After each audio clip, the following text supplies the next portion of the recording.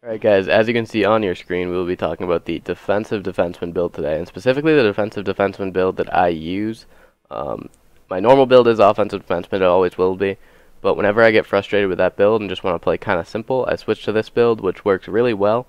I just get frustrated with the lack of speed that it has, which I think a lot of people who use defensive defenseman are used to at this point, or might just not care too much about. I mean, 88 speed versus 90 speed isn't a huge difference.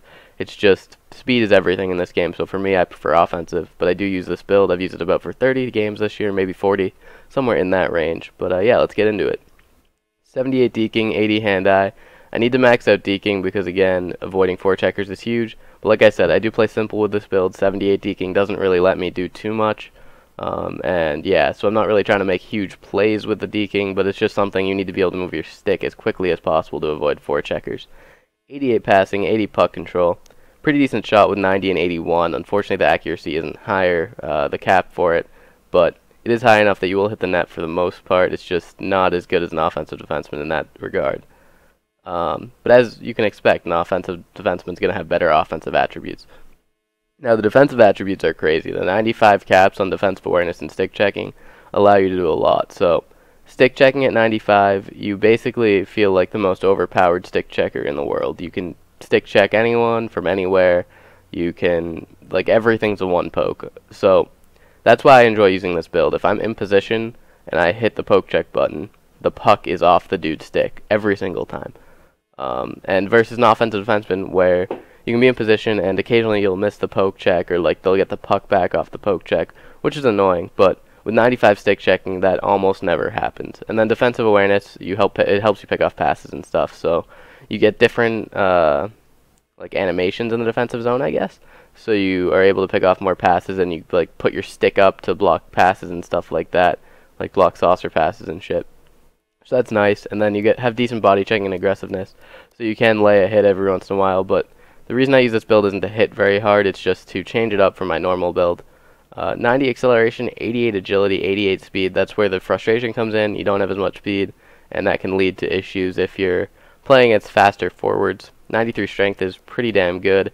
Helps with that shot power and helps with the hitting, so that's why you don't really need 95 on this build.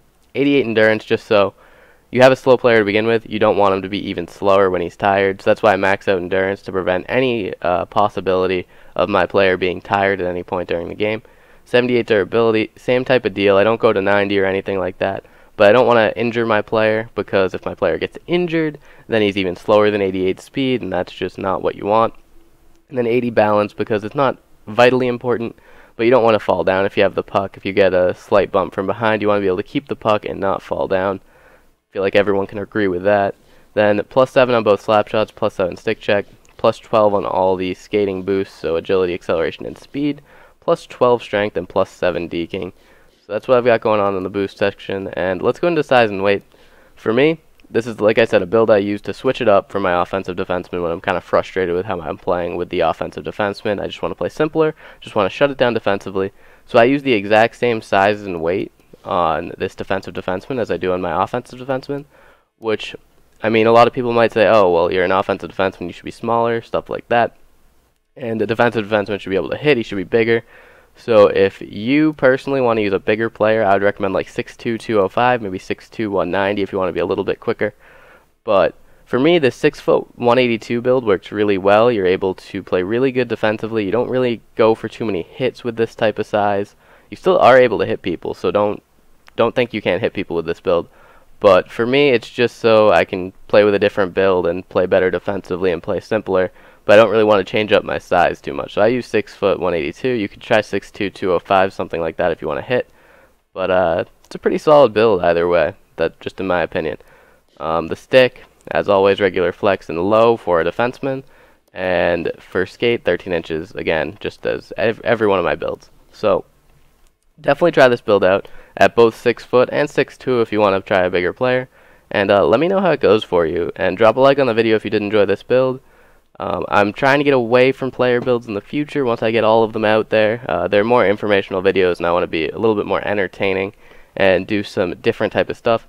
But definitely, I enjoy making player builds because I think they help you guys out. And hopefully you did enjoy this. So I'll talk to you guys later. Peace.